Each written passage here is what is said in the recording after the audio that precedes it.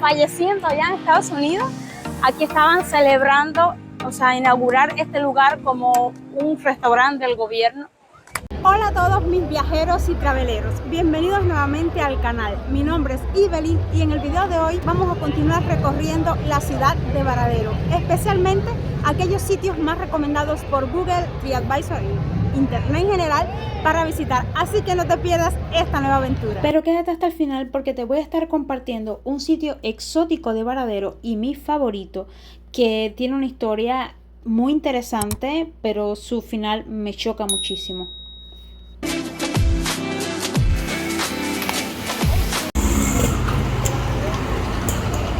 Si se dan cuenta, donde quiera que miremos, miren, ahí hay una casa de renta. Van a ver el simbolito. Ahí atrás hay un hotel. O sea, Varadero prácticamente es una ciudad turística. Donde quiera hay un hotel, donde quiera hay restaurante, cafetería, todo está pensado para el turismo.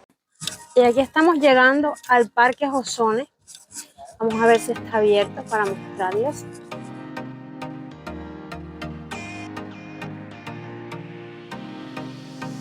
Pues parece que sí, parece que está abierto. Veo allá unos barquitos. Que para adentrarlos un poco en este Parque Hossone, les cuento que fue inaugurado en 1942, que pertenecía a un empresario vasco y director de la fábrica de ron Aretxabala llamado José Fermín y su esposa Onelia, que como dato curioso te comento que unieron sus nombres José y Onelia Hossone para bautizar este lugar como símbolo de amor. Por aquí ya van viendo las ofertas gastronómicas, que aquí veo mayormente cócteles.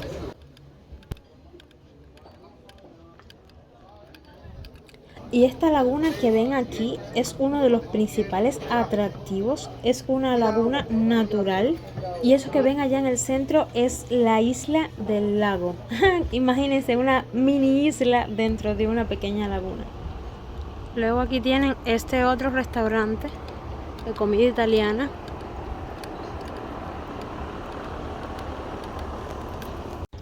Aunque no me alcanzaba todo el tiempo para recorrer el parque completo porque mide unas 9 hectáreas, pero le cuento que además de esta belleza natural con palmeras, con lagunas, con peces, también tiene varios restaurantes, bares, minigolf, piscina, Gruta del Vino, una cava, en fin, tiene para dedicarle un video completo a este sitio.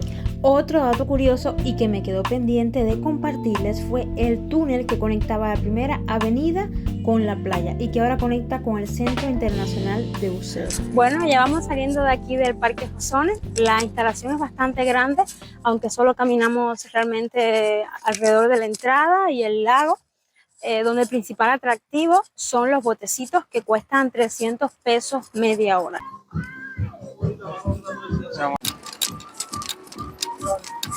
Ahora vamos a entrar a los Beatles. No sé si estará abierto a esta hora, pero en TripAdvisor tiene muy buena puntuación. La gente dice que es un lugar como bastante movido, que ponen música. Vamos a preguntar.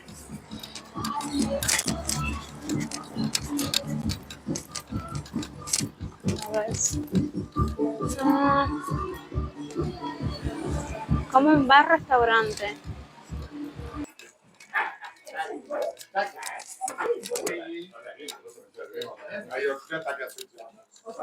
Buenas. Quería preguntar, porque me han dicho, hoy estoy en la ciudad y me han dicho que hay como actividades y eso aquí, que este lugar es como muy movido. A las 9 de la noche. Ah, ya. A las 9 de la noche la entrada es gratuita, lo que tiene que consumir ya. hasta las 12 de la noche. Hasta las 12. Ah, okay. Una banda que toca en vivo. Ya, ya. ¿Eso es todas las noches o no? Todas las noches. Sí. Ah, bueno. Muchísimas gracias. Entonces, más tarde nos vemos. Bueno, gracias.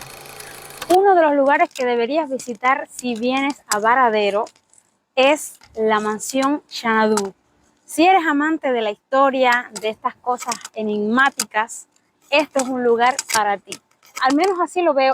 Tiene una de las historias más interesantes sobre uno de los hombres más acaudalados de Estados Unidos, un multimillonario, descubridor, si no me equivoco, de la fibra del nylon, un destacado químico, o sea, conocedor del mundo de la química, que alrededor de 1910, algo así, ya rectificaré la fecha, vino a Varadero cuando esto era, imagínense que esto eran playas vírgenes, aquí no existía nada, y escogió una de las rocas más altas que existía en Varadero, las Peñas de San Bernardino, para construir su casa de descanso, que a su vez fue una de las mansiones de descanso más grandes de América en ese momento.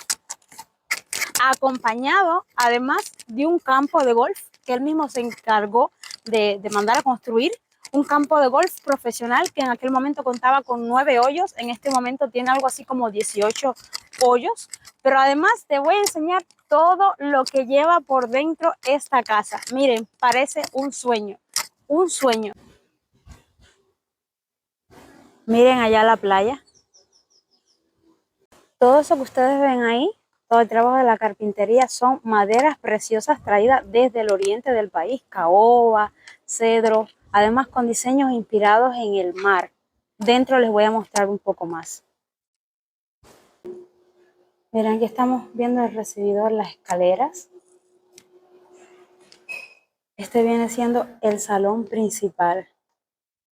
Desde aquí podemos ya admirar el lujo, imagínense aquella época, el lujo deslumbrante, los cuadros. Por allá está el órgano, un órgano construido precisamente para esta casa.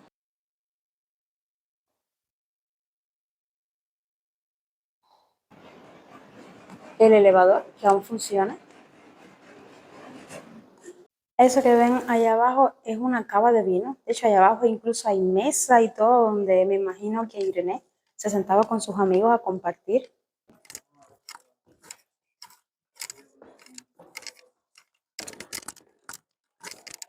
Por ahí, eso que ven, en estos momentos no nos dejan pasar, pero son las habitaciones. Y nosotros continuamos ahora al bar Mirador.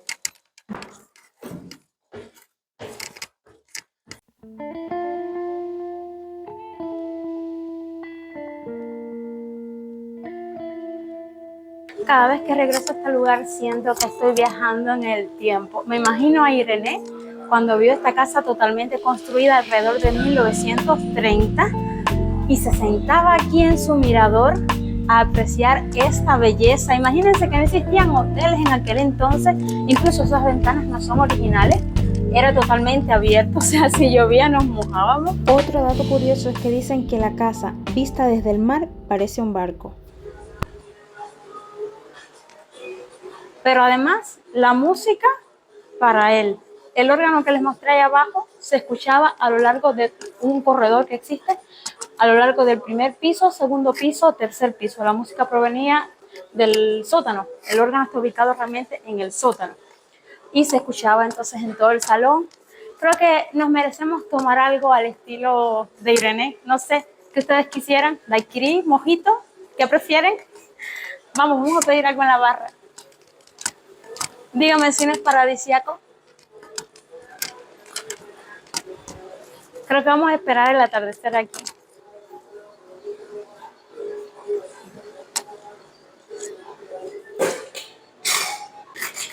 ¿El turismo cómo lo ha visto este año acá? ¿Todavía?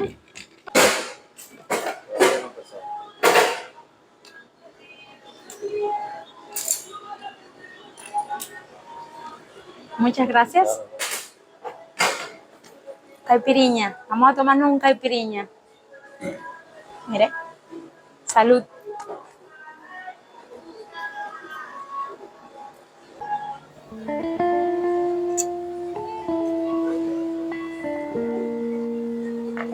Miren, allá tienen el Hotel Meliá Las Américas y este es el campo de golf.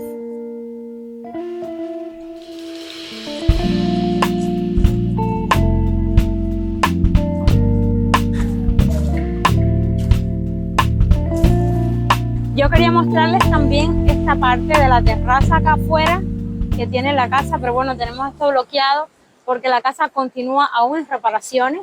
Eso que están viendo ahí arriba son los balcones, la vista de las habitaciones, que si no me equivoco, la de Irene, el señor Irene, estaba allá, justo al frente. Las demás eran de acompañantes que venían a hacer fiestas.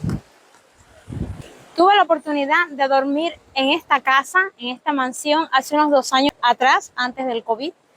Y realmente fue una experiencia de lujo, porque en la noche había un total silencio. El único sonido que escuchamos en la noche era el de las olas del mar.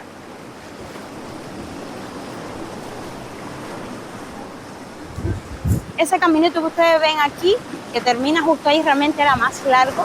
Era una especie de muelle donde atracaba el barco privado de Irene, donde él salía a dar vueltas, quizás me imagino a pescar, tenía su barco privado. Y lamentablemente otro hecho que para mí es triste alrededor de esta casa es que Irene en el 1957 pues tuvo una caída en unas escaleras, no sé si fueron estas o fue dentro de la casa, y no pudo regresar más, porque luego de eso, en el 1959, como ustedes saben, triunfó la revolución y le expropiaron la casa, nacionalizaron las empresas, o sea, quitaron todas estas propiedades de lujo, y aún hoy creo que su familia aún existe.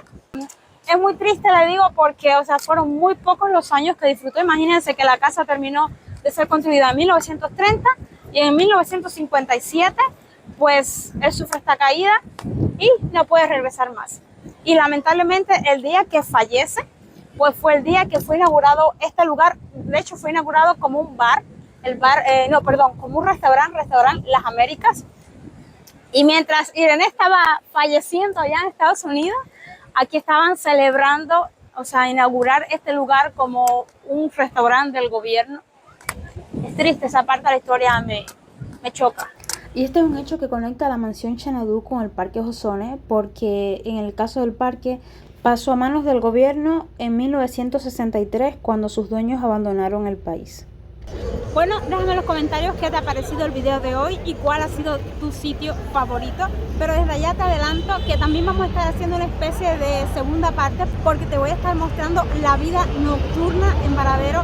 Así que de esta manera me despido. Recuerda suscribirte y activar la campanita para que no te pierdas ningún otro video. Es todo por hoy. Desde ya me despido. Hasta la próxima. Ustedes saben, los carros. Y eso es normal.